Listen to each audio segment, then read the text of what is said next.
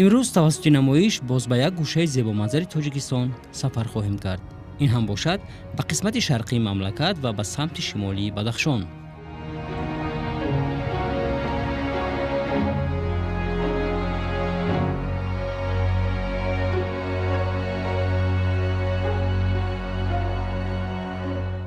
میانی کول‌های زیادی خرد کلان کشور قراکول کل طبیعی کلانترین به حساب می رود که در ناحیه مرغاب و قسمت جنوبی قطارکوه‌های پس آلای جای گرفته است.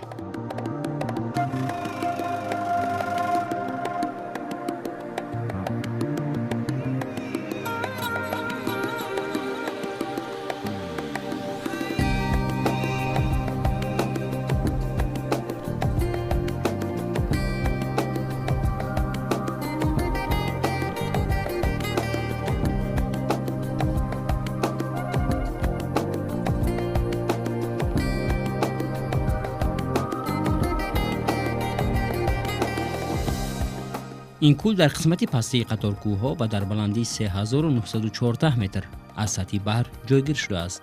درازی کول 33 کیلومتر و پهنایش 24 کیلومتر را تشکیل می‌دهد. میدان سطحش به 380 کیلومتر مربع برابر است.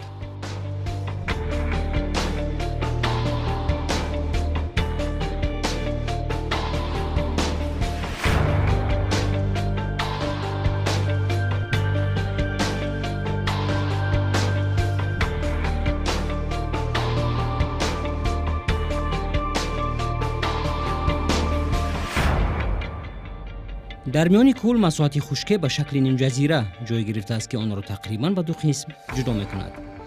قسمت شرقی آن کم‌آب‌تر بوده، چوخریش به 22.5 متر می‌رسد. ولی قسمت غربی آن خیلی سیراب است و این است که چوخوری این قسمت به 236 متر برابر است.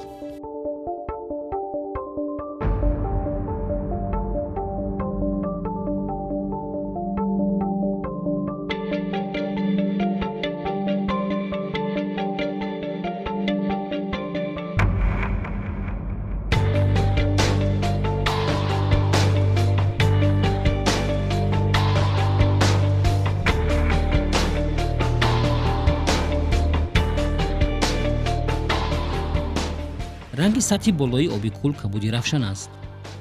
آبی قراکول شور بوده تا 9 متر شفافیش را دیدن ممکن است. به کول از چند دریاچه آب می‌ریزد و در یکی از دریاچه‌هایی که به کول می‌ریزد و آبشان قدر شور نیست، یک نوع ماهی نیز وا می‌خورد.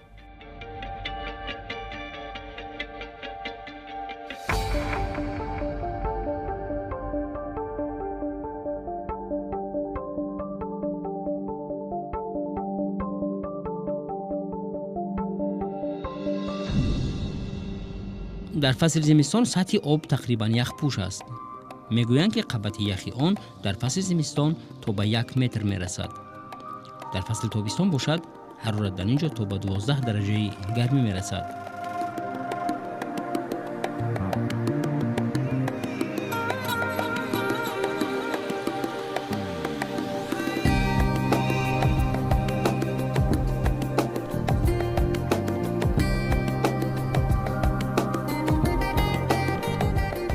در اطراف کول بعضی از درختان و رستنی‌هایی که به این اقلیم تاب آورند میرویند.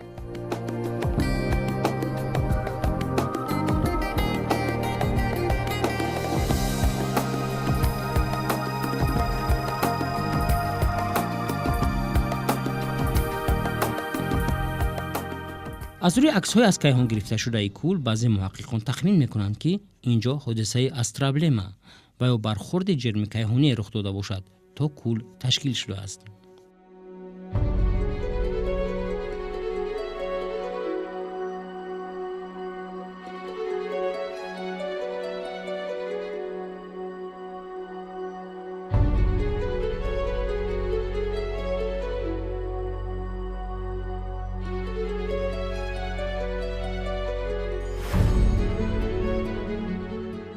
کول قراکول نیز مثل دیگر موضع‌های سیاحی تاجیکستان دقت سیاحان عالمان را به خود جلب کرده است. از این رو همه ساله سیاحان زیادی برای تماشای این مکان و محققان زیادی برای آموختن اقلیم به تاجیکستان می‌آیند.